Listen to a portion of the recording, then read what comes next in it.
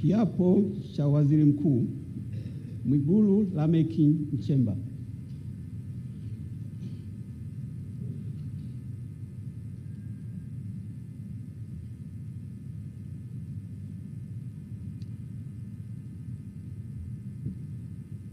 Mimi Mwigulu Lameck Nchemba naapa kwamba nitakuwa mwaminifu kwa Jamhuri ya Muungano wa Tanzania na kuitumikia kwa moyo wangu wote, na kwamba nitaihifadhi, nitailinda na kuitetea Katiba ya Jamhuri ya Muungano wa Tanzania kwa mujibu wa sheria iliyowekwa. Ewe Mwenyezi Mungu nisaidie. Mimi Mwigulu Lameck Nchemba naapa kwamba nitaitumikia vema na kwa moyo thabiti Jamhuri ya Muungano wa Tanzania katika kazi zangu za waziri mkuu, na kwa wakati wote nitamshauri kwa hekima na uaminifu Rais wa Jamhuri ya Muungano wa Tanzania, na kwa vyovyote vile sitatoa siri za baraza la mawaziri. Ewe Mwenyezi Mungu nisaidie.